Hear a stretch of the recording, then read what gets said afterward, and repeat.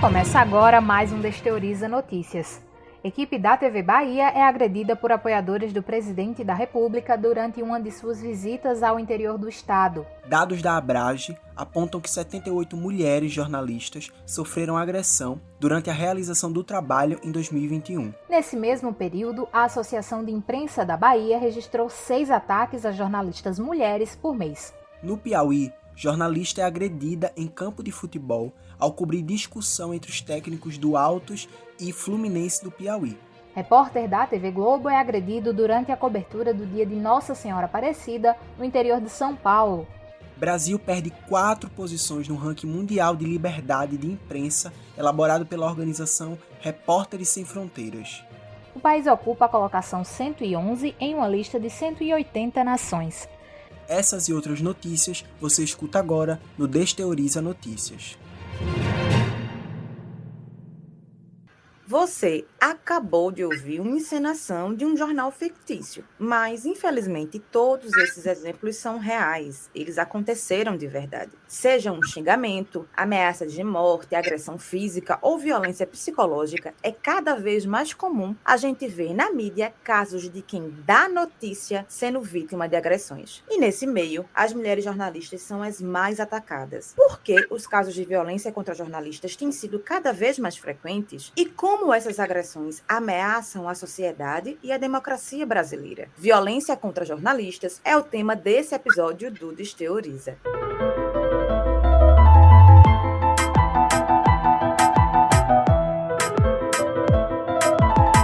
Desteoriza, um podcast sobre ciência e um monte de assunto que quase ninguém entende direito.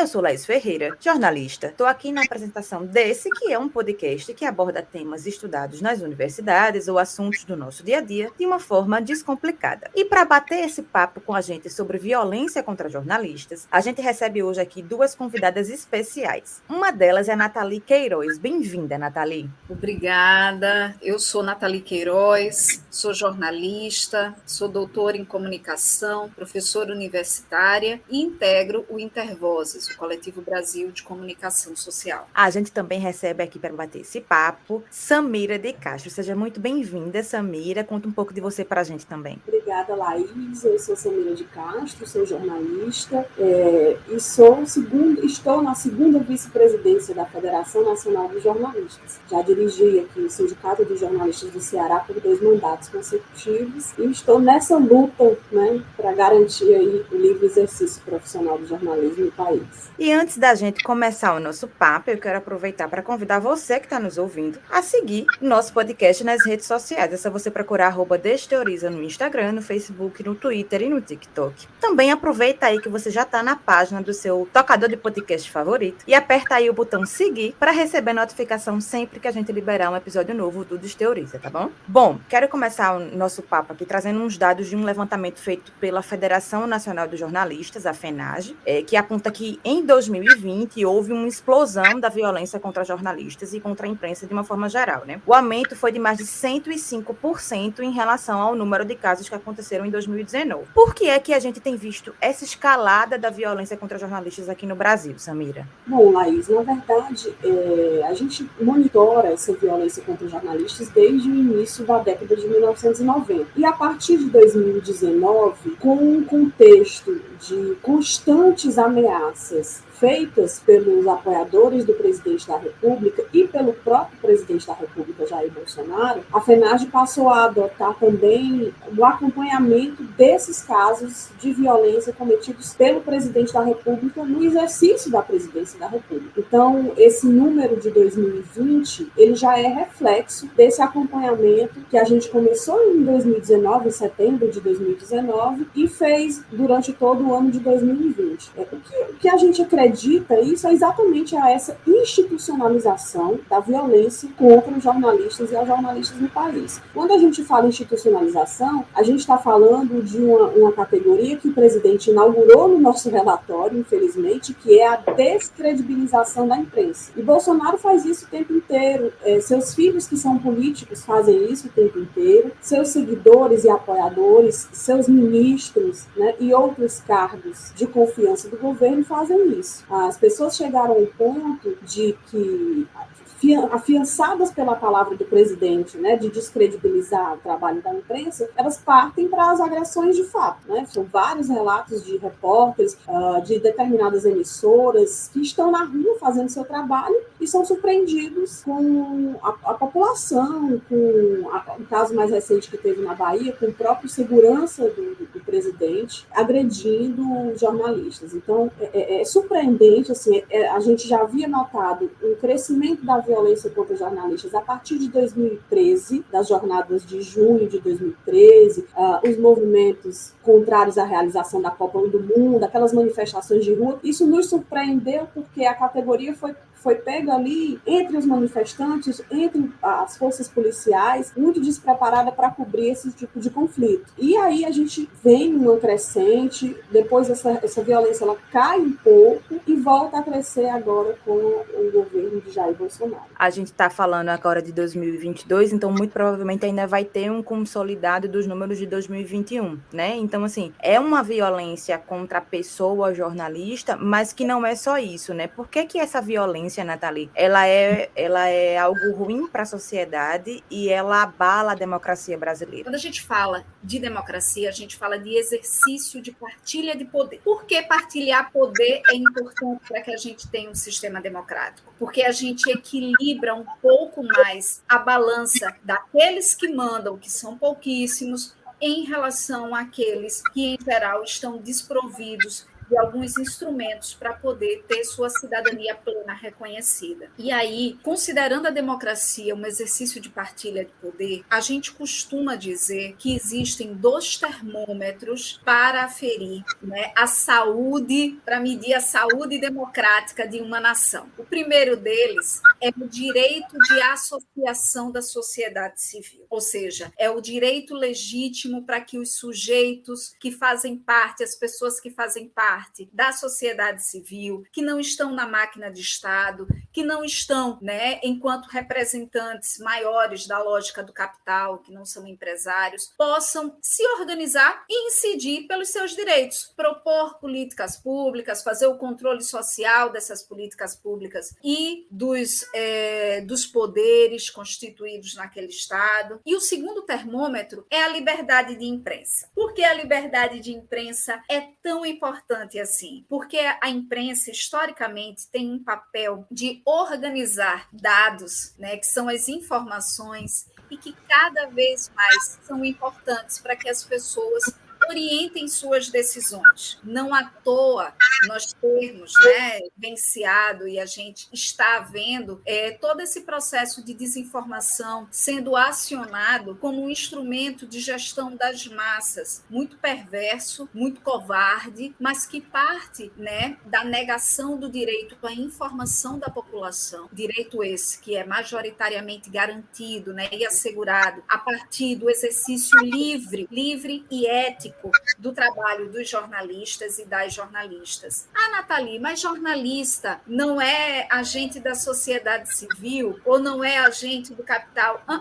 Jornalista é uma categoria profissional que está lá, gente, no meio das relações de poder, né? Entre aqueles que têm poderes históricos constituídos, como é o caso dos governos e do Estado, né, do próprio capital e a sociedade civil. Quando existe um ataque deliberado ao trabalho dos e das jornalistas, a gente vê uma tentativa de silenciamento das informações que podem ser utilizadas pela sociedade como forma de, obviamente, requerer os seus direitos e fazer o controle social das políticas públicas. Então, o processo de ataque aos jornalistas, ele está totalmente vinculado à negação de direitos fundamentais, como direito à informação, ele está vinculado a um processo de desdemocratização, que os seus agentes, eles não dizem que são contra a democracia, eles dizem que, na verdade, são contra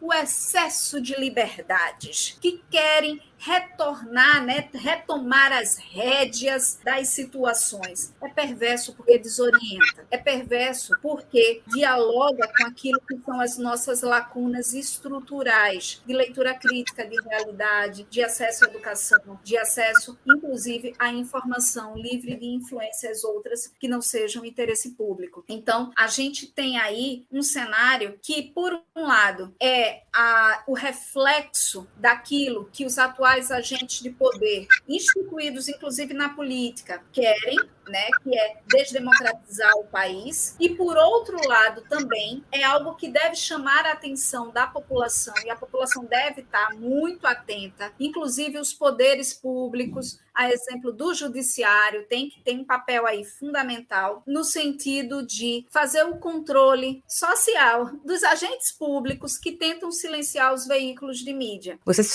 trouxeram nas palavras de vocês muito essa questão dessas agressões contra jornalistas serem feitas por gestores públicos, por pessoas que estão em cargos políticos, em algum nível de gestão governamental. A gente tem aqui no Desteoriza um quadro chamado Conta a Tua História, como o próprio nome diz, as pessoas contam histórias relacionadas ao tema que a gente está conversando, e hoje a gente tem algumas histórias de uma jornalista chamada Edilane Ferreira. Ela é jornalista na Paraíba e ela vai contar para a gente alguns casos de violência que ela sofreu nessas coberturas, no momento em que ela estava trabalhando como jornalista. Vamos ouvir.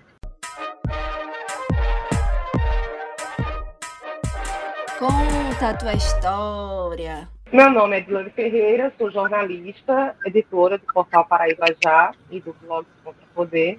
Atuo aqui em João Pessoa, Paraíba. Vou contar algumas histórias dessa minha curta trajetória de jornalismo. Vai completar ano que vem 10 anos. O primeiro caso foi o caso Lagoa, que se trata de uma investigação que ainda está rolando na justiça, todo o processo, sobre supostos desvios de dinheiro na reforma do principal ponto patrimônio histórico, cultural, paisagístico de João Pessoa, que é o Parque São João do Lucena, a Lagoa, que fica no centro da cidade. Eu vi várias placas na cidade dizendo que isso tinha tirado mais de 200 mil toneladas de lixo de dentro de uma lagoa que tem uma profundidade de 3 metros. Fiquei me questionando como foi que tirou tanto lixo daí. Comecei a fazer questionamentos sobre esse tema e fui aprofundando cada vez mais as apurações, e foi aí que encontramos várias irregularidades. E foi por conta dessas matérias que a Controladoria Geral da União foi fazer a fiscalização e fez o relatório que constatou que o prejuízo foi de quase 10 milhões, aliás, que ultrapassou 10 milhões de reais. Em uma dessas minhas abordagens,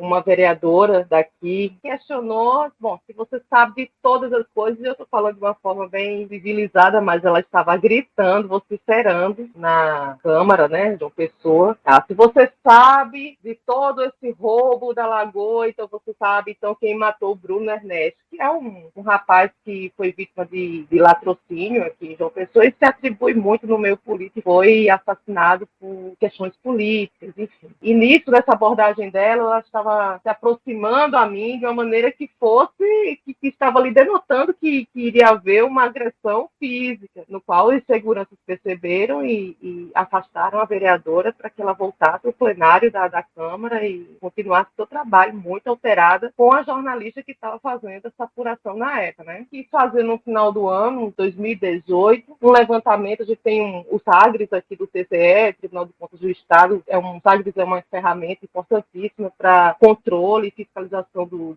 dinheiro público em todos os municípios paraibanos. Aí eu quis fazer um levantamento de como as câmaras municipais das 223 cidades paraibanas tinham gasto o dinheiro durante o ano de 2018. Fiz por categorias, e aí, dessas categorias, um dado que estava aparecendo muito constante em alguns 2 municípios eram gastos com diárias e custos, e 2 cidades específicas gastando muito com diárias. Quer dizer o quê? Que em vereadores de 2 municípios paraibanos estavam todos os meses viajando para estudar, qualificar, sempre em hotéis de luxo e sempre em praias nordestinas, sabe? Isso me chamou a atenção, aprofundei um pouco mais as investigações, publicamos várias matérias sobre isso. Uma das cidades não gostou muito, né? Uma das câmaras, que foi a Câmara de Conde, e o presidente da Câmara de Conde decidiu fazer uma sessão em junho de 2020, sabe? Foi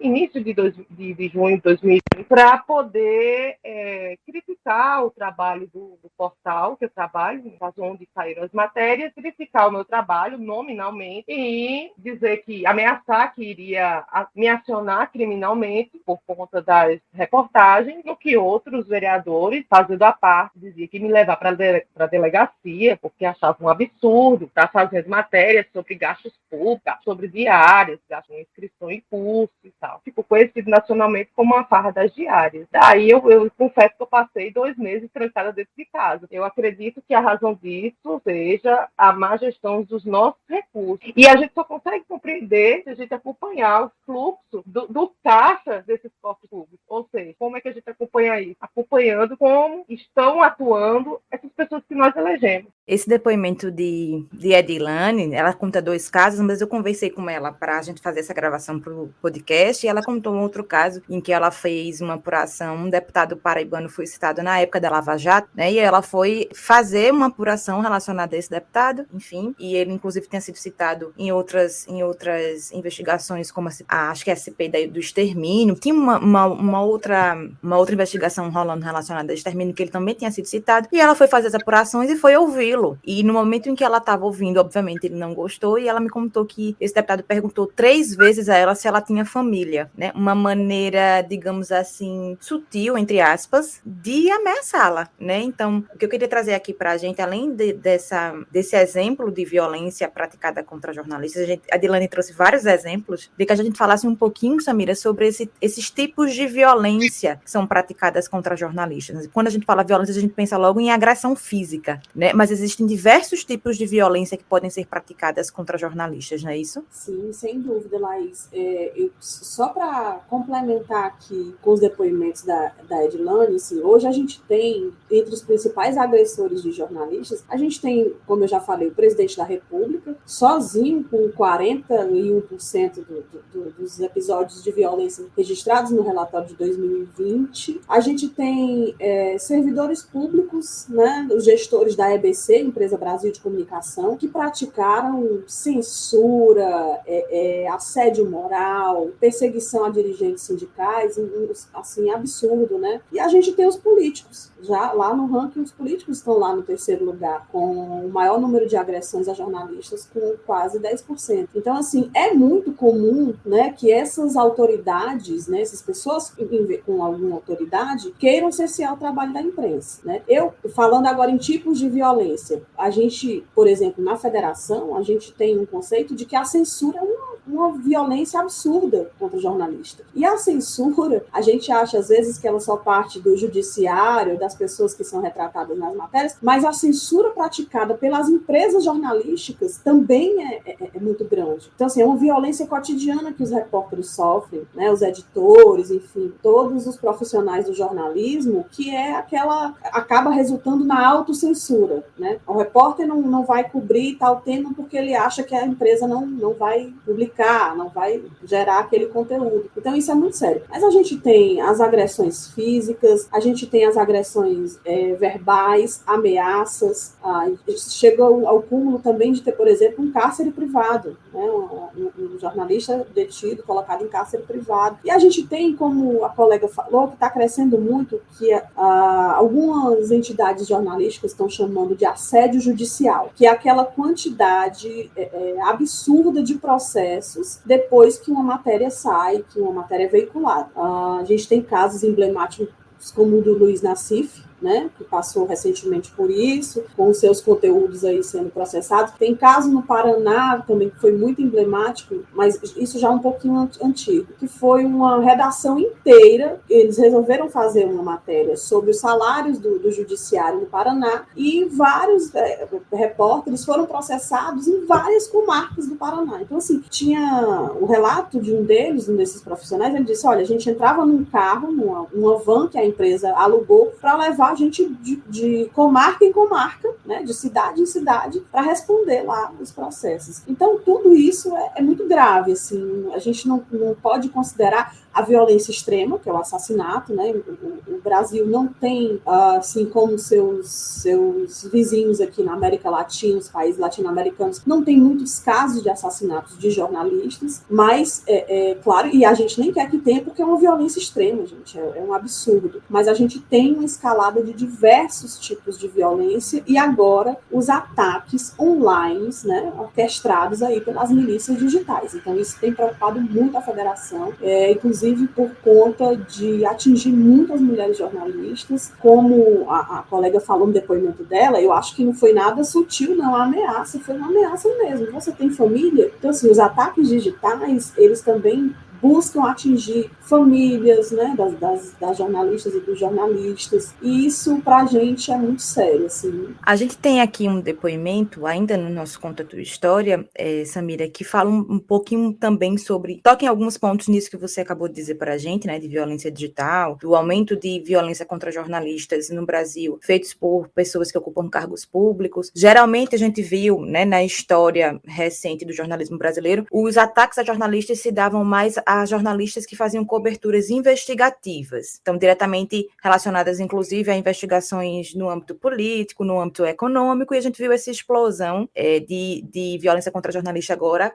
a jornalistas que estão em qualquer área de cobertura, digamos assim, né? E a gente tem um depoimento agora de Cristina Zarra, ela é secretária executiva da Associação Brasileira de Jornalismo Investigativo, a ABRAGE, vai falar um pouquinho para a gente sobre as pesquisas que a ABRAGE tem feito em relação a esse tema. Vamos ouvir. A Associação Brasileira de Jornalismo Investigativo, ABRAGE, realiza desde 2013 monitoramento de ataques à imprensa. Notamos que desde a campanha eleitoral de 2018, esses ataques passaram a ocorrer muito mais na esfera virtual, sob a forma de campanhas de desprestígio, discurso de ódio, uso de trolls e até mesmo doxing, que é a exposição indevida de dados pessoais na internet. E quem são os maiores agressores? Os agentes estatais, responsáveis por 71% dos casos. A família Bolsonaro, seus apoiadores e assessores foram os protagonistas de 51% do total de casos. Quando se fala em gênero, a situação é ainda pior. A ABRAGE desenvolveu em 2021, com o apoio da Unesco, um monitoramento de ataques exclusivo com viés de gênero, direcionado a mulheres jornalistas e a pessoas não binárias. O maior agressor é o presidente Bolsonaro, e a maior parte dos ataques é feita por homens. E aí tem alguns pontos bem interessantes na fala de Cristina que eu queria trazer para a nossa conversa, e o primeiro deles é esse recorte de gênero, né? Quando a gente pensa em ataques contra jornalistas de uma forma geral, e aí quando a gente vai olhar esses números, a gente tem esse recorte de gênero, então a gente consegue perceber que esses ataques são muito maiores, acontecem muito mais contra mulheres jornalistas do que homens jornalistas. Por que é que isso acontece, Nathalie? A gente tem visto, né, uma ampliação, na verdade, dos ataques a jornalistas mulheres, e aí são ataques que interseccionam a violência de gênero e a violência contra jornalistas. E essa é uma tendência, gente, global, tá? Se a gente for falar em causas, óbvio, esse é um fenômeno que está sendo estudado ainda. As causas, elas são muito diversas, mas, sem sombra de dúvida, elas convergem para o atual cenário, que é um cenário de recrudescimento dos neoconservadorismos. É um cenário cenário que, especificamente aqui no Brasil, a gente tem vivido uma guinada moral conservadora e uma radicalização das políticas de Estado que visam, né, o processo de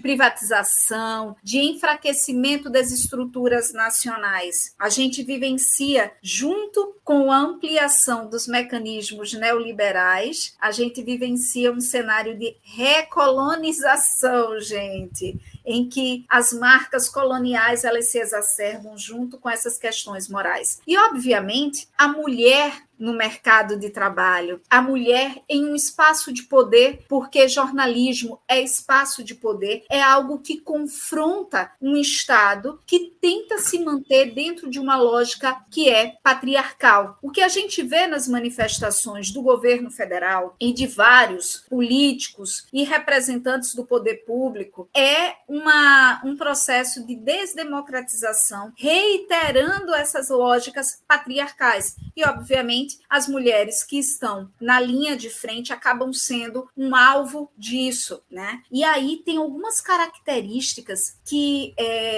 Cristina trouxe que são características muito interessantes para a gente pensar. Como essa violência contra a mulher jornalista, ela tem características próprias, né? Ela tem suas especificidades. Então, em geral, as mulheres que são jornalistas, elas vivenciam as tentativas, né, de coerção, ela vivencia a violência física, ela vai vivenciar a violência moral, ela vai vivenciar todas as violências que os homens também vivenciam. Mas, além disso, ela vai sofrer xingamentos machistas. Que xingamentos machistas são esses? São aqueles que atentam, entre aspas, contra a moral daquela jornalista. Então, vai invalidando o trabalho da jornalista, atribuindo a ela um lugar dentro daquilo que é conhecido, né, como um universo moralmente desprezível. Então, ela é a vagabunda, vai haver o xingamento como se ela estivesse em busca de outros tipos de favorecimento sexual. A gente vai ter xingamentos clássicos machistas que tentam descredibilizar o trabalho da jornalista, colocando-a como incapaz, como a louca que tem incapacidade de fazer leituras críticas e etc. Isso não é nada novo, né, sob o sol, mas a gente viu, se a gente vai fazer uma retrospectiva histórica, a gente vê esse tipo de associação político-partidária, em especial no Brasil recente, muito,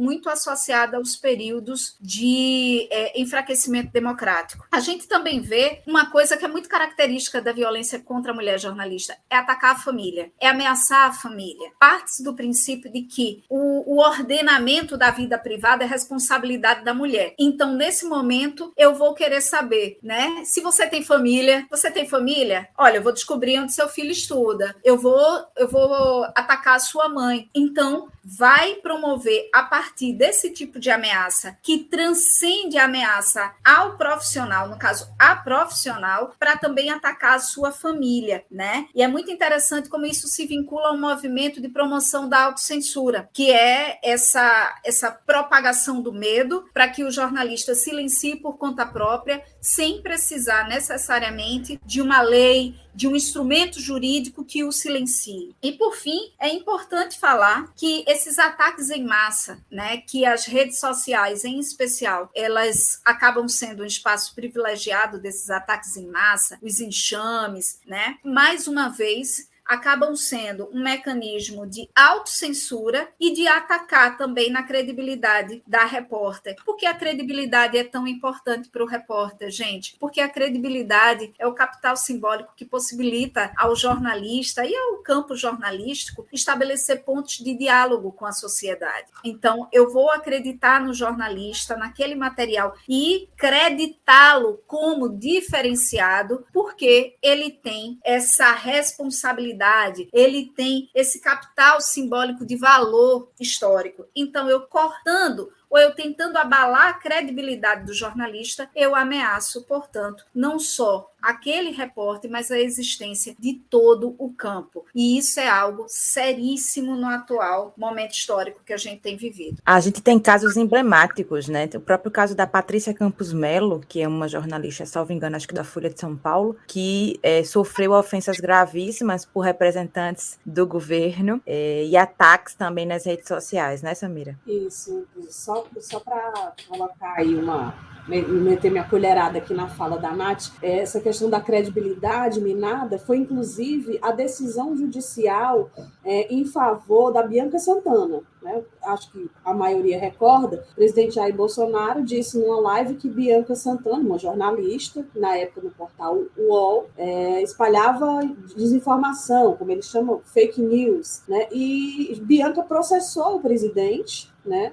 ganhou a ação, a indenização, e na sentença o juiz coloca, olha, está sendo condenado porque ele atacou o que a jornalista tem de mais precioso, que é a sua credibilidade, né? Então, assim, ele pediu desculpas, quando o processo iniciou, ele foi lá, pediu desculpa, disse que tinha sido engano e tal, mas ainda assim ele foi condenado, e eu acho importante que a gente use o exemplo da Bianca, porque a gente tem que denunciar essas violências e tem que buscar reparação, que é o seguinte, as empresas, salvo casos de maior proporção, né, elas não gostam de divulgar essas violências que os jornalistas sofrem. Elas gostam de colocar para debaixo do tapete, como a gente chama, né, de varrer para debaixo do tapete. Salvo quando tomou uma proporção muito maior, e agora, como elas viram que isso é cotidiano nesse governo, porque é institucionalizado, passaram a se manifestar de uma forma mais veemente para dar publicidade a isso, né, para publicizar essas situações. Ainda assim, eu acho que as empresas jornalísticas elas precisam também adotar medidas que garantam a segurança dos seus profissionais. E eu acho assim, que a gente precisa criar essa cultura dentro da categoria de denunciar, né, sofreu, registrar e buscar a punição dessas pessoas. Não que eu acho que precise, inclusive esse é um debate ainda pouco feito na FENAGE, na federação, mas assim, a gente não tem discutido essa questão de ampliar a pena, a gente já acha que tem um sistema extremamente punitivista, né, mas a gente estuda, sim, medidas para poder conseguir fazer com que a categoria tenha o seu livre exercício profissional garantido no país. Esse apoio das empresas que você trouxe aí na sua fala também é um dado que é um dos achados, um dos resultados de uma pesquisa que vem sendo desenvolvida por Jadiane Arruda, ela é jornalista, mestranda na UFRN, e a gente tem uma fala dela sobre essa pesquisa, e ela estuda violência contra mulheres jornalistas. E a gente trouxe uma falinha dela para vocês, vamos ouvir. Eu sou jornalista, sou mestranda do programa de pós-graduação em Estudos da Mídia, estudei na UFRN também, e já na graduação eu tinha interesse em pesquisar gênero. E aí o meu trabalho de conclusão de curso, ele foi sobre mulheres que moram em asilo. Foi uma grande reportagem e eu visitei 4 asilos para contar histórias de mulheres que moram em asilos e as perspectivas que elas tinham sobre a vida, sobre o viver, sobre o existir, sobre o envelhecer. E essa pesquisa me chamou para continuar nesse campo, né? Essa pesquisa fortaleceu já um desejo que eu tinha de pesquisar gênero. E aí, no mestrado, eu comecei o mestrado pesquisando histórias de mulheres jornalistas, com a perspectiva do olhar dessas mulheres. Eu acabei me deparando com muitos relatos de violência. E aí, a gente mudou a perspectiva e começou a pesquisar as histórias da violência que cruzavam a vida dessas mulheres jornalistas em Natal. Vem como um alarme que já está soando há um tempo, principalmente diante dos casos de violência contra mulheres jornalistas no Brasil, em uma perspectiva nacional, diante de um cenário em que a liberdade de imprensa, os direitos humanos vêm sendo atacados. Eu acredito que essas respostas que essas mulheres nos deram, né, elas mostram que o que muitas pesquisas, o que muitos movimentos sociais têm nos chamado a atenção para o crescente índice de violência contra mulheres, sobretudo mulheres que cobrem política, mulheres que cobrem economia e como essas violências elas acontecem dentro e fora das redações. Essas mulheres têm dito constantemente do adoecimento, e aí também é importante pontuar de uma nova perspectiva de violência, né, de um novo tipo de violência que tem crescido assustadoramente no Brasil, que é a violência digital, né? E aí essa violência digital, ela tem sido acompanhada de uma onda, né, de um movimento crescente de ataque ao jornalismo, de ataque a jornalistas e diretamente a mulheres jornalistas. Essas violências elas são diretamente observadas pelo Twitter, pelo Facebook, pelo Instagram, mas normalmente pelo Twitter, né? Por essas redes digitais, e essas violências elas ocorrem com usuários, com robôs, e aí eu acho importante que a gente reflita, né, sobre qual a perspectiva que a gente vem tendo, quais os cuidados, quais as proteções que nós estamos oferecendo às mulheres jornalistas e como esse adoecimento dessas profissionais ele está relacionado também com o empobrecimento do jornalismo. É como essas empresas elas não estão dando suporte psicológico, suporte jurídico para essas mulheres que sofrem violência, e como essas empresas elas não têm política de gênero. Lembrando que a violência ela é moral, ela é simbólica, ela é física, ela é psicológica, ela é violência política de gênero, quando uma mulher jornalista ela está cobrindo, ou quando uma mulher ela ingressa na política, nas áreas públicas, e é uma violência digital também. Então acho que é importante que a gente observe, mas que lute também. Essa fala de Jadiane traz um pouco disso que você estava falando, Samira, dessa coisa da responsabilização também do veículo de comunicação para o qual o jornalista trabalha, né? Um dos achados que ela apontou aí dessa pesquisa feita no Rio Grande do Norte é essa ausência de suporte que os veículos de comunicação estão dando para essas mulheres que sofreram violência no momento do exercício da função de jornalista, né? Eu tive a oportunidade de fazer um curso com a Jade e eu vi alguns depoimentos, né, dessas histórias, desses relatos dos casos de violência que ela está fazendo na pesquisa dela. O que me chama a atenção, inclusive, nos relatos, é que a mulher jornalista, ela praticamente é punida duas vezes. Ela sofre a violência, né, no seu local de trabalho, sofre os assédios e ela simplesmente não tem acolhimento, não tem nenhum acompanhamento por parte da empresa, e ela acaba se afastando do emprego para preservar sua saúde mental, né? E geralmente os agressores e agressoras, porque também há mulheres agressoras, eles não são punidos. Eu tenho uns casos emblemáticos que acompanhei aqui no Ceará, que colegas que denunciaram violência dentro das redações, assédio inclusive sexual, a mulher foi demitida, e não um homem agressor. Então isso me chama muita atenção e ainda me choca muito. E aí eu queria trazer, a gente já está quase terminando o nosso papo, e eu queria trazer uma reflexão mesmo e fazer essa pergunta para vocês. O que é que a gente enquanto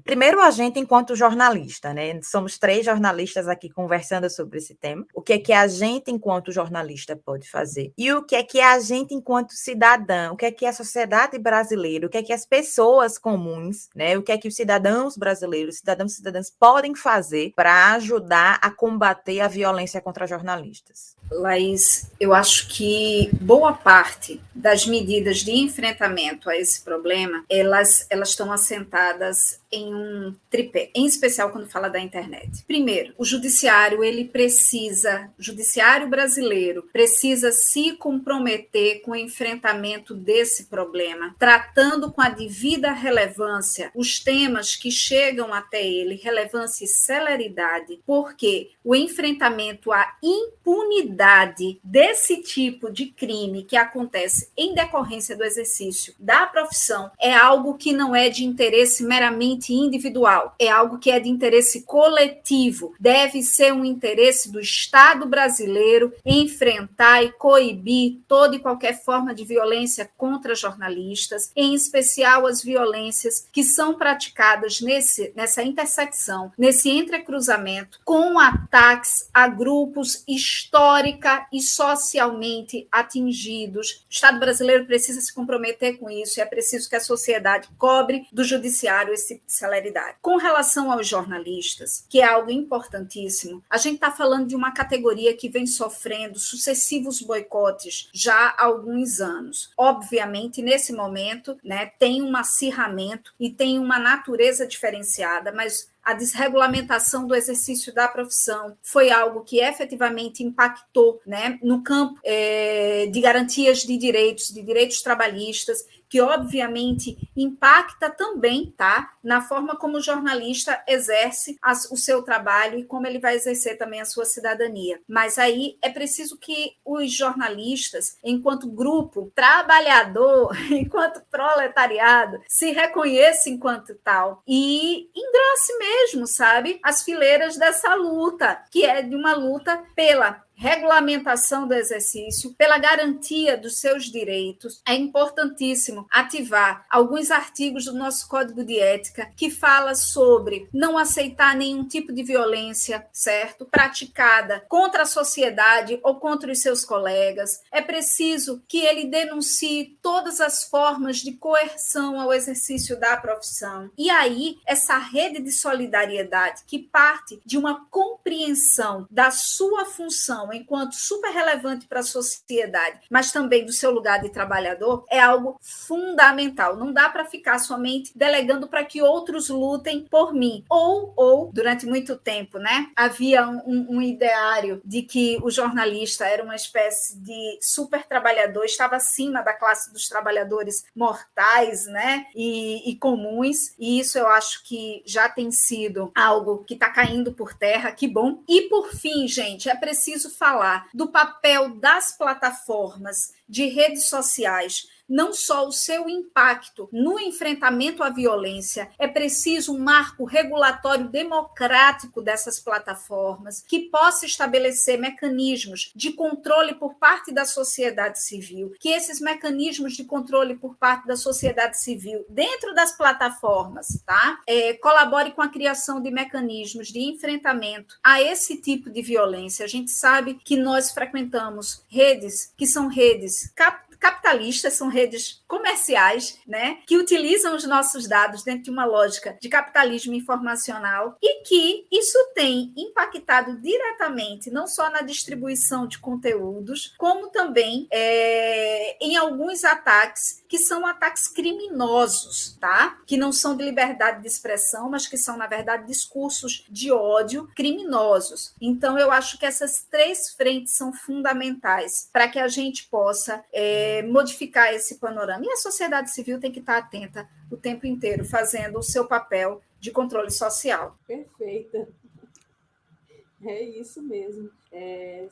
Tem um pernambucano que eu gosto muito, que ele cantou o seguinte, que eu me organizando posso desorganizar, né? Então, assim, Chico Science tem toda a razão. A gente tem que estar organizados, né? E organizadas dentro dos nossos sindicatos, os sindicatos na nossa federação, puxando os colegas e as colegas dentro das empresas, fora das redações, nas assessorias de imprensa. A gente tem que estar organizado para combater isso. Não é uma luta individual, não é uma perseguição à pessoa, né, quando sofre uma agressão. Mas, como a professora falou, é uma agressão ao direito do cidadão e da cidadã de ser informado, né? E é uma agressão à própria democracia. Quando você silencia, quando você cala uma voz de um jornalista, você está agredindo toda a sociedade e um dos pilares da democracia, que é a instituição imprensa. Então, eu acho que não tenho muito a acrescentar, ela foi perfeita na sua colocação. Eu acho que a gente precisa, sim, estar junto, estar junta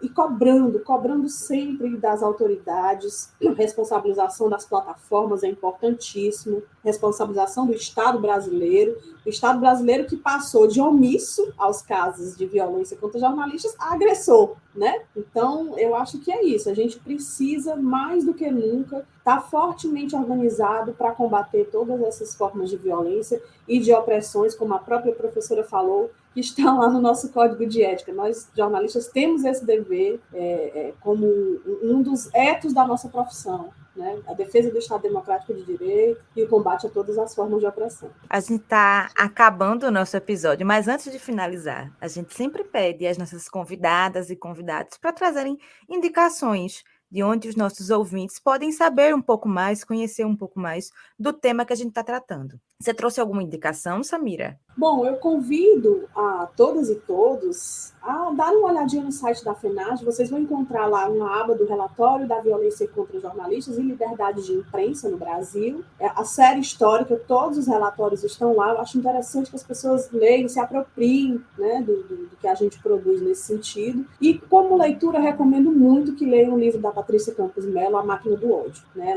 Ela que é uma jornalista muito conceituada e que tem sofrido reiterados ataques, ela mostra para a gente como é que agem essas milícias, e eu acho que é uma leitura fundamental para que a gente consiga também se espelhar e se inspirar, e vamos superar essa situação com certeza. Inclusive, esses relatórios feitos pela FENAGE foram a base da nossa pesquisa para fazer esse episódio, são muito bons, são lá anuais, então quem tiver interesse, tem muitos dados que mostram para a gente essa realidade brasileira tão triste, infelizmente. Nathalie, trouxe alguma indicação para a gente? Trouxe uma indicação de pesquisa, que é o último relatório da Unesco, que se chama The Chilling, tá? Tendências globais de ataques online contra jornalistas mulheres, que mostra esse panorama em todo o mundo, tá? É um relatório que, infelizmente, ele não foi traduzido nem para o espanhol, nem para o português, tá? Ele está em inglês, mas é algo que, hoje em dia, a gente tem as nossas tecnologias que ajudam a fazer a tradução e a compreensão. Um outro espaço interessantíssimo, gente, para navegação e para busca de dados é o próprio site e repositório de publicações e pesquisas da Associação Brasileira de Jornalismo Investigativo, que, junto com a FENAGE e com a própria Unesco, tem desenvolvido uma série de pesquisas interessantíssimas, não só sobre esses ataques que vêm de fora, mas, por exemplo, sobre os ambientes, né, das redações que efetivamente precisam melhorar, precisam se tornar ambientes efetivamente mais garantidores de direitos numa concepção, né, mais ampla. E eu acho que com esses dois, essa dobradinha das pesquisas, né, da Unesco, da Abrage, da FENAGE, é possível ter uma visão desse problema e do quão ela traz consequências nocivas para a sociedade. A gente aqui do Desteoriza também tem duas indicações. A primeira delas é uma reportagem da revista Continente. O título é A Violência contra as Mulheres Jornalistas, o crescimento dos ataques a jornalistas e o que ele diz sobre os abalos da democracia brasileira. É um texto escrito por Nathalie, está na revista Continente impressa, mas também ele pode ser acessado no site da revista Continente. Então você joga lá esse título, joga lá Violência contra as Mulheres Jornalistas e você consegue ler. Ele está aberto na íntegra para quem não é assinante, então é possível ter acesso a esse conteúdo. E uma outra matéria da revista As Minas, que foi essa matéria que eu citei os dados, é uma matéria intitulada Mulheres Jornalistas recebem mais que o dobro de ofensas que colegas homens no Twitter. Então é um levantamento, um jornalismo investigativo de dados, feita pela revista As Minas. Também tem mais informações sobre o que a gente conversou aqui. Bom, eu quero muito agradecer a vocês duas, né, por terem aceito o nosso convite, pelo papo, pela participação, foi muito bom, muito enriquecedor para a gente falar desse assunto. Então, muito obrigada pela presença de vocês. Imagina, eu que agradeço. Foi ótimo.